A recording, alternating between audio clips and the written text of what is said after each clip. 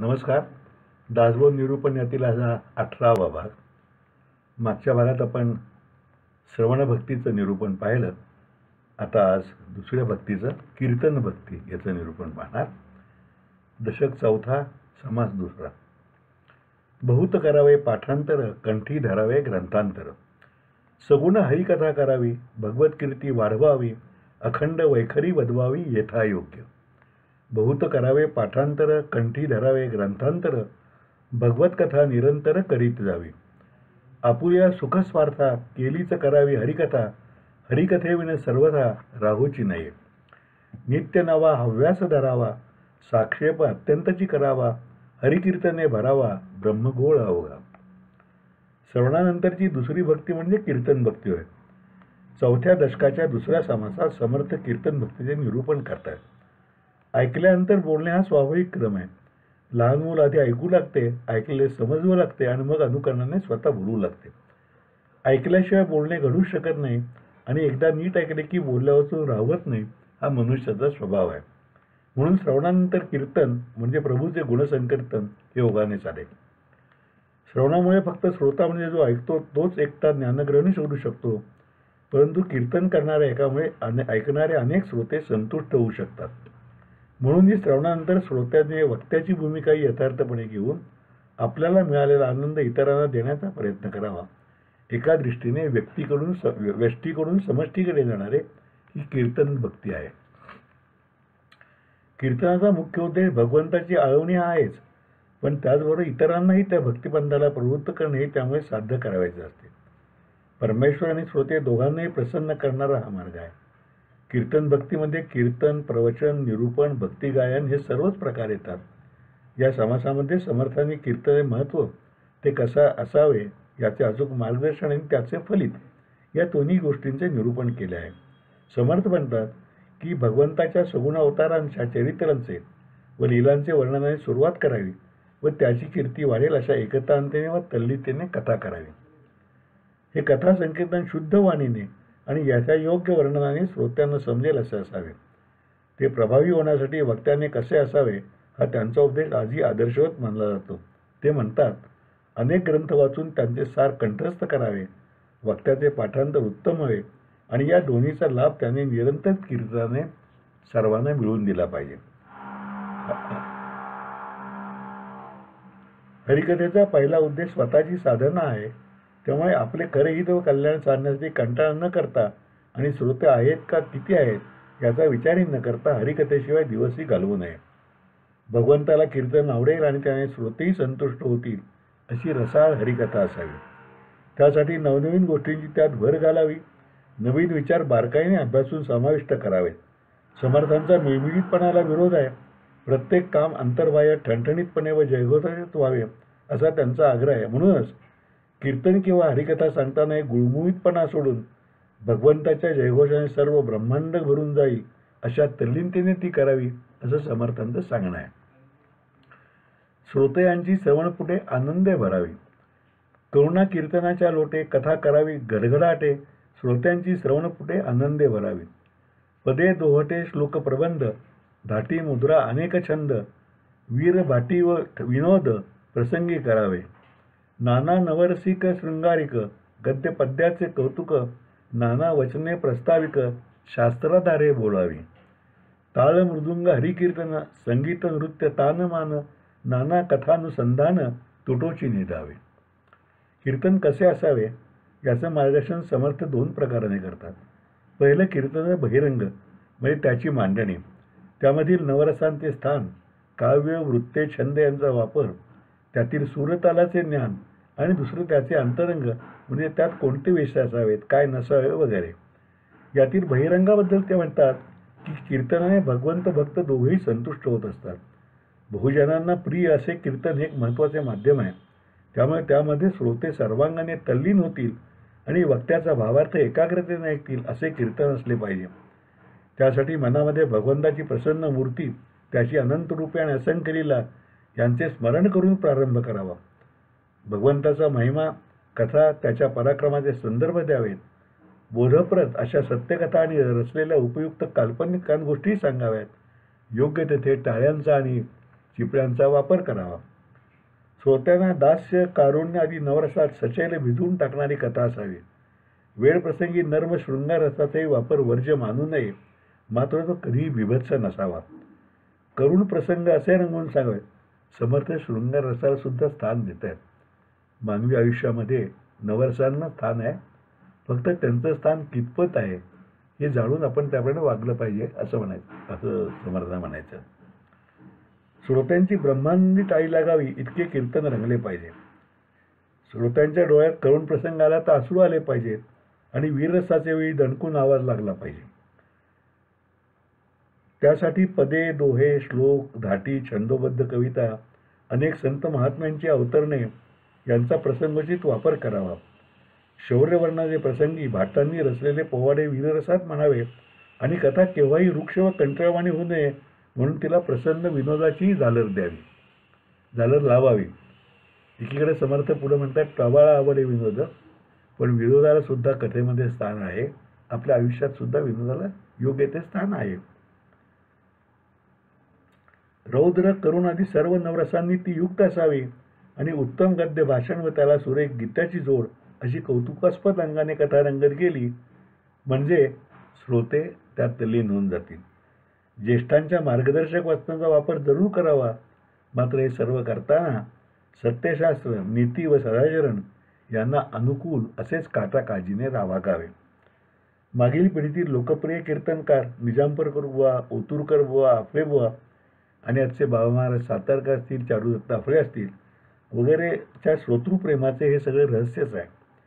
ज्याप्रमाणे आचार्य अत्रे, बाळशास्त्री हरदास, शिवशाहीर बाबासाहेब पुरंदरे, पु ल देशपांडे, प्राचार्य शिवाजीराव भोसले, राम शेवाळकर, विद्यावाचस्पती शंकर अभ्यंकर इत्यादी प्रचंड लोकप्रिय वक्त्यांच्या वक्तृत्व शैलीचा अभ्यास केला तर या सर्वांनी समर्थांची सूत्रे सहजतेने आपल्या वक्तृत्व शैलीत आणलेली आपल्याला दिसतील आणि समर्थांची शिकवण कालातीत आहे हेही आपल्या लक्षात येईल. कीर्तनाचे श्रवणाने प्रसंगानुरूप तो रस श्रोत्यांच्या मनामध्ये निर्माण व्हायला पाहिजे. मला एक गोष्ट आठवते, बाबा महाराज सातारकर कीर्तन करत होते. ते मोठे आहेत वयावरून, माझा पण त्यांचा आमचा स्नेह आहे. ते एकदा एक प्रसंग सांगताना बाबा महाराजांच्या डोळ्यात पाणी आलं. कीर्तन संपल्यानंतर मी बाबा महाराजांना म्हणलं की महाराज तुमच्या डोळ्यात पाणी आलं तर? अहो गोडबोले म्हणले, मला जर सांगताना मी त्यात रंगून जाऊन माझ्या डोळ्यात पाणी आलं नाही तर तुम्हा ऐकणाऱ्यांच्या डोळ्यात पाणी येईल का? म्हणजे कीर्तनकारांनी स्वतः किती रंगून गेलं पाहिजे हेच त्याचं उदाहरण होतं. असो, समर्थ हे आणखीन कीर्तनाच्या बहिरंगाचं वर्णन करताना समर्थ आणखी एक म्हणतात की श्रोत्याची रंगून जाऊन वक्त्याने सर्व करताना महत्त्वाची काळजी घ्यावी. या बहिरंगात स्वतः रंगून जाताना आपल्या विषयाचे आणि कथेचे भान, संदर्भ आणि अनुसंधान तुटणार नाही ही काळजी घ्यावी, कारण शेवटी बहिरंगापेक्षा अंतरंग हे जास्त महत्त्वाचं आहे. कीर्तने संतोषे परमात्मा, सकळ तीर्थे आणि जगदात्मा हरिकीर्तनी वसे. प्रसंगे हरिकथा करावी, सगुण कीर्ती धरावी, निर्गुण प्रसंगे वाढवावी अध्यात्मविद्या. असो वक्तृत्वाचा अधिकार, अल्पासन घडे सत्योत्तर, वक्ता पाहिजे साचार अनुभवाचा. ही ओवी सुद्धा बरेचदा वापरली जाते. सदा सर्वदा हरिकीर्तन ब्रह्मसुत करी आपण, तेने नारद तोची नारायण बोलिजेत आहे. असो हे सगळं सांडून करावे गुणानुवाद कीर्तन, या नाव भगवत भजन दुसरी भक्ती. कीर्तनाचे अंतरंग कसे असावे याचे मार्गदर्शन करताना समर्थ म्हणतात, त्यामध्ये भक्ती, ज्ञान, वैराग्य, नीती, न्याय, साधन आणि अध्यात्म यांचे विवरण केले असावे. या सर्वांना आणखी एक महत्त्वाची जोड ते देतात आणि म्हणतात की त्यामध्ये स्वधर्म रक्षणाचे मार्गदर्शन असलेच पाहिजे. त्यांच्या काळात मोंगली आक्रमणाने झालेली देशाची व धर्माची दुस्थिती त्यांच्यासमोर असल्याने त्यांनी हा महत्त्वाचा उपदेश केला आहे. तो आजच्या भारतवर्षाला सुद्धा लागू आहे आणि भावी काळातही तितकाच उपयुक्त ठरणार आहे. वेळ आणि प्रसंग पाहून कीर्तनाच्या विषयाची निवड केली पाहिजे आणि अर्थासमोर कोणत्या प्रकारचे, वयाचे आणि अधिकाराचे श्रोते आहेत हेही पाहिले पाहिजे. मध्यंतरी एकदा प्राथमिक शाळेतल्या 4थीच्या विद्यार्थ्यांच्या समोर एका अधिकाऱ्याचे पोलिओ लसीकरणासंबंधी भाषण झाले. तेव्हा मला समर्थांच्या या ओळीची आठवण झाली, कारण भल्या वक्त्यांना हे भान कधी राहत नाही कुठला विषय असावा हे, आणि मग विनोदी किंवा करुण प्रसंग ओढवतो. समर्थ म्हणतात सगुण वर्णनाचे वेळी भगवंताच्या सगुणावताराचे वर्णन करावे, मात्र मुख्य उद्देश अध्यात्माचा प्रसार आहे हे ध्यानी ठेवून वागावे. त्यानुसार इतर वेळी माया व ब्रह्म यांचे सत्यस्वरूप विवरण करावे. आपली गुरुपरंपरा खंडित होऊ देऊ नये आणि वेद आणि उपदेश यांच्याशी अप्रमाण होऊ नये. विषयाची मांडणी नेटकेपणाने व तर्कशुद्ध करावी. विचारात भोंगळपणा असू नये. हे सांगताना समर्थ म्हणतात, अस्ताव्यस्त बोलूशी नये. तसेच कीर्तन सद्गुणांचे संवर्धनासाठी हे लक्षात ठेवून त्याबद्दल शंका उत्पन्न होईल किंवा सत्यावरचा विश्वास उडेल असे बोलणे नेहमी टाळलेच पाहिजे. द्वैत आणि अद्वैत, माया आणि ब्रह्म, सगुण आणि निर्गुण या सर्वांचे प्रांजळ ज्ञान श्रोत्यांना समजेल अशा रीतीने वक्त्याने सांगितले पाहिजे. जो चारित्र्यवान अनुभव संपन्न आहे अशालाच वक्ता होण्याचा अधिकार आहे. म्हणजे आपण जे बोलतो तसं आपण वागलं पाहिजे, ही पथ्य वक्त्यांनी पाळलं पाहिजे. असे सांगून समर्थ म्हणतात, ज्याचे ज्ञान अपुरे आणि अनुभव अल्प आहे आणि त्याचे चारित्र्य संपन्न नाही त्याने या भानगडीत पडू नये. कीर्तनामध्ये कथा, निरूपण, प्रवचन, भाषण, संवाद हे सर्व वक्तृत्व प्रकार येतात. त्यामुळे समर्थांचे सखोल मार्गदर्शन या सर्वच प्रकारांना लागू आहे. कीर्तनाने महादोष आणि पापांचा नाश होऊन सद्गती प्राप्त होते आणि त्याही पूर्वी सफळ प्रपंचात वाणी शुद्ध आणि आचरण सदाचाराचे होऊन सर्व प्राणी मात्र शीलवान होतात. कीर्तनाने मनाची एकाग्रता, बुद्धीची विषयात्मकता येते आणि संदेह आणि शंकांचे निराकरण होते. म्हणून कीर्तनाचा महिमा आगाध आहे. त्याने वक्ता, श्रोता आणि प्रत्यक्ष परमात्माही संतुष्ट होतो. म्हणूनच कीर्तनामध्ये सर्व तीर्थक्षेत्र आणि भगवंत एकत्र नांदतात. ब्रह्मदेवाचा पुत्र नारद मुनी यांनी सतत हरिकीर्तन केल्याने त्याला आपण नारायण स्वरूपच मानतो. थोडक्यात हरिकीर्तने सांगणाऱ्याला, ऐकणाऱ्याकडून ऐकणाऱ्याला आणि प्रत्यक्ष परमात्म्यालाही प्रसन्न करू शकणारी भक्तीची अमोघ शक्ती आहे. अशी ही नवविधा भक्तीपैकी दुसरी कीर्तन भक्ती सतत करून भगवंताच्या अगाध लीलांचे आणि गुणांचे सतत संकीर्तन करून साधकांनी आपले कल्याण करून घ्यावे. आता पुढचा समास सुरू होतोय, तिसरा समास, तो आहे नामस्मरणाचा. थोडा प्रदीर्घ समास आहे, कारण समर्थांचे नामावर फार विलक्षण श्रद्धा होती. आजही अनेक लोक नामस्मरण करायला हाच आपला भक्तिमार्ग मानतात. काहीच न करून प्राणी रामनाम जपेवाणी असे समर्थांनी पुढे एका ठिकाणी उल्लेख केलेला आहे. स्मरण देवाचे करावे, अखंड नाम जपत जावे. स्मरण देवाचे करावे, अखंड नाम जपत जावे. नामस्मरणे पावावे समाधान. नित्यनेम प्रातःकाळी, माध्यान्हकाळी, सायंकाळी नामस्मरण सर्व काळी करीत जावे. चालता बोलता, धंदा करिता, खाता जेविता, सुखी होता, नाना उपभोग भोगिता नाम विसरो नये. बाळपणी, तारुण्यकाळी, कठीण काळी, वृद्धाप्यकाळी, सर्व काळी अंतकाळी नामस्मरण असावे. आता या तिसऱ्या समाजात समर्थ नामस्मरण या भक्तिमार्गाचे महत्त्व विशद करतात. भक्तीच्या 9 मार्गापैकी नामस्मरण हा सर्वांना त्यात सुलभ मार्ग मानला जातो. याचं महत्त्वाचं कारण असं आहे की इतर प्रकारच्या भक्तीला शरीर प्रकृती, प्रावीण्य, अनुरूप देशकाळाची स्थिती अशा अनेक गोष्टींची अनुकूलता आवश्यक असते. नामस्मरण मात्र कोणी साधक केव्हाही आणि शरीराच्या आणि संपत्तीच्या कोणत्याही परिस्थितीत करू शकतो. असेही म्हणले जाते की कलियुगामध्ये वासना पालटण्याचे कार्य करण्यासाठी भगवंताने सगुणावताराऐवजी नामावतार घेतला आहे. ब्रह्मचैतन्य गोंदवलेकर महाराज हे अलीकडे म्हणजे 20व्या शतकातील संत रामदासी परंपरेचेच पाईक होते. त्यांनी सतत नामस्मरण भक्तीचाच उपदेश केला. पूर्वीच्या काळात माणसाच्या मनात कवींना सत्प्रवृत्ती जागृत होती, म्हणून भगवंताने सगुण अवतार घेऊन कार्य केले. आता ती सत्प्रवृत्ती दुर्मिळ होऊन तिची जागा वासनांनी घेतली आहे. या वासना सूक्ष्म असल्याने त्यांचा पालट करण्यासाठी तशा सूक्ष्म अस्त्राची म्हणजेच नाम अवताराची आज गरज आहे असे ब्रह्मचैतन्यांचे प्रतिपादन आहे. ते शिरोद्धाराने मानून आजही प्रचंड संख्येने साधक त्यांच्या नाममार्गाला आपल्याला दिसतात. त्यांच्या शिष्य परंपरेतील केतकर महाराज, नंतरचे गुरुवर्य के.व्ही. वेलसरे यांनी हा नामसंप्रदाय वर्धिष्णू व सुदृढ केलेला आहे. भक्तीच्या 9 पैकी कोणत्याही मार्गाने गेले ते अंतिम साध्य चित्तशुद्धी आणि भगवंतपद हेच असण्याने ज्याला जो मार्ग रुचेल, पटेल आणि साधेल त्या मार्गाने त्याने भक्ती साधना करावी. मात्र निश्चितपणे भक्ती करावीच असे समर्थांचं सांगणं आहे. समर्थ म्हणतात, परमेश्वराचे नामस्मरण सतत केल्याने निश्चितपणे खरे समाधान प्राप्त होते. नामस्मरणाला वेळेचे, स्थळाचे, काळाचे व परिस्थितीचे कोणतेही बंधन नाही. त्यामुळे ते सकाळी, दुपारी, सायंकाळी अशा कोणत्याही वेळी केले तरी फलदायी होते. सुखप्रसंगी, दुःखाचे प्रसंगी, चिंता असताना अथवा आनंद समयी अशा सर्व प्रसंगात नामाची साथ कधीही सोडू नये. हर्षकाळी, विषम म्हणजे विरोधी काळी, पर्व काळात, विश्रांतीच्या काळात किंवा झोपतानाही नामस्मरण करीत असावे. प्रपंच हा माणसाची परीक्षा पाहणार असतो. त्यात कधी संकटे येतात, प्रश्न उभे राहतात. त्यातून यशस्वी होण्यासाठी, मार्ग काढण्यासाठी अनेक खटपटी लटपटी कराव्या लागतात. या सर्वच प्रसंगी सद्बुद्धी, सदाचार आणि नामस्मरण या तिन्ही गोष्टींची संगत कधीही सोडू नये. या त्रिसूत्रीनेच यशस्वी होता येते. संपत्ती हाती आली की दुर्दैवाने दारिद्र्य आले तरीही नामस्मरणाच्या नियमावर त्याचा परिणाम होऊ देऊ नये.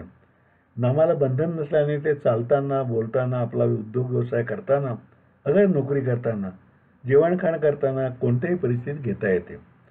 नाम ही मनाची क्रिया असल्याने त्याचे प्रदर्शन मांडू नये, पण त्याचा नित्यनेम मोडू नये. नामाला शरीर प्रकृतीच्या बळकटीची गरज नसल्याने ते बाळपणी, तरुणपणी, वृद्धापकाळी शरीराच्या अगदी दुर्बल अवस्थेत सुद्धा सहजपणे घेता येते. अंत्यमती सा गती म्हणजे अंतकाळी जी बुद्धी असेल त्याप्रमाणे गती प्राप्त होते असे वचन आहे. म्हणून अंतकाळी अगदी अखेरच्या श्वासापर्यंत नामस्मरण चालू ठेवले म्हणजे मृत्यूनंतरी उत्तम गती प्राप्त होते. ब्रह्मचैतन्य गोंदवलेकर महाराज म्हणतात, नामात शेवटचा श्वास गेला पाहिजे. असे झाले म्हणजे त्याने अंतकाळ साधला जाऊन सद्गती प्राप्त होईल. त्यांचेच परम सद्गुरू समर्थांनीच या समासात अंतकाळी नामस्मरण असावे हेच सांगितलेले आहे. त्या समासात समर्थ पुढे म्हणतात, म्हणोनी नाम अखंड स्मरावे, रूप मनी आठवावे. सहस्रनामामध्ये कोणी एक म्हणता होतसे सार्थक, नामस्मरता पुण्यश्लोक होई जे स्वये. काहीच न करून प्राणी, रामनाम जपेवाणी, तेने संतुष्ट चक्रपाणी भक्ता लागी सांभाळे. चहूवर्णा नामाधिकार, नामी नाही लहान थोर, जड मूढ पैल पार, पावती नामे. नामस्मरणाचा महिमा वर्णन करताना समर्थ पुराणातील अनेक उदाहरणे सांगतात. मारण्यामध्ये आयुष्य घालवणारा, मरा असा जप करणारा एकेकाचा वाल्या कोळी त्याच उफराट्या जपातून मरा ते राम राम झाल्याने पावन झाला. वाल्या कोळीचे रूपांतर शब्दप्रभू वाल्मिकीमध्ये झाले आणि त्याने शतकोटी श्लोकांचे नवरसांयुक्त असे प्रासादिक रामायण हे महाकाव्य लिहून तो अजरामर झाला. नारायण असा जप करणारा भक्त प्रल्हाद मोक्षपदी गेला. फार काय, अजामेळासारखा पापी दैत्यही वाईट बुद्धीने का होईना पण नामस्मरण केले म्हणून मुक्तीला प्राप्त झाला.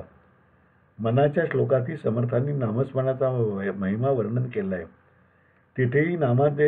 तेथेही नामाने पावन झाली गणिका आणि प्रत्यक्ष भगवान शंकराने हलालाने लाही झाल्यावर त्यातून शीतलता मिळवण्यासाठी घेतलेले श्रीनाम आणि ध्रुवबाळाची उदाहरणे दिलेली आहेत मनाच्या श्लोकामध्ये. परमेश्वराची अनंत रूपे आहेत आणि त्या रूपात परमेश्वराची आराधना करणे अनंत भक्त आहेत. समर्थांनी अनेक देवांची इथे नामावळी दिलेली आहे. कोणी शंकराचे, कोणी विष्णूचे, कोणी रामाचे, कोणी श्रीकृष्णाचे, कोणी खंडोबाचे, कोणी अंबाबाईचे अशी भक्तानुरूप भगवंताची वेगळी आराध्य रूपे आहेत. त्यामुळे श्रोत्यांना नामस्मरण करावे म्हटल्यावर कोणत्या रूपाचे नाम द्यावे असा प्रश्न पडेल. हे ओळखून त्याचे उत्तर समर्थांनी दिले. ते म्हणतात, ही वेगवेगळी रूपे धारण करणारा मूळ परमेश्वर एकच आहे हे ओळखावं आणि भक्ताच्या भक्तीनुसार त्याची अनेक रूपे कल्पिली असली तरी आपण आपल्या मनामध्ये जो आपला देव असेल त्याचं नाम घ्यावं. मात्र त्या सर्व रूपात असणारा भगवंत हा रूपविरहित, निर्गुण, निराकार आणि अनंत आहे. ते अनंतत्व एकच असल्याने कोणत्याही रूपातील नामाचे स्मरण केले तरी ते त्या एकाच परमेश्वराचे स्मरण होय. नामस्मरण पूर्ण श्रद्धेने, एकतांतेने आणि शरणागतीने केले तर असा नामधारक स्वतःच पुण्य शरीर होईल.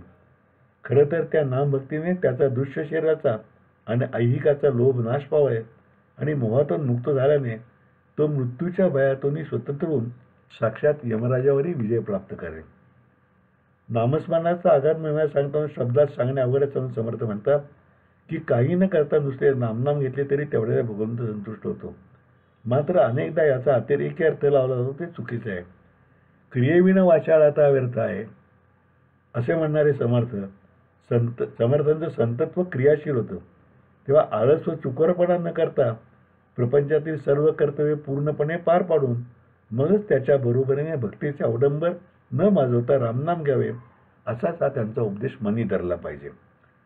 नामस्मरण भक्ती या समासाचा उपसंहार करताना समर्थ आणखी एक महत्त्वाची व त्यांची समदृष्टी स्पष्ट करणारी गोष्ट सांगतात. त्यांच्या काळामध्ये काही भक्तिमार्गांना जातीपातीचे बंधन ही जनरित होती, पण अशी कोणतीही जातीपातीची बंधने नामस्मरणात नाहीत. त्यामध्ये लहान थोर, श्रीमंत गरीब, विद्वान अडाणी असा कोणताही भेदभाव नाही. नाम घेणाऱ्या सर्वांचेच राम कल्याण करतो असे ते स्पष्टपणे सांगतात. त्याचबरोबर नामस्मरण करताना भगवंताच्या रूपाचे ध्यान आपोआप मनामध्ये येते. त्या रूपाची जाणीवपूर्वक स्मरण ठेवावे ही आवर्जून सांगतात आणि नामाने अगदी अडाणी भक्त सुद्धा पावन होतो हेही सांगायला ते विसरत नाही. आज इथेच थांबूया. उद्या पुढचा भाग.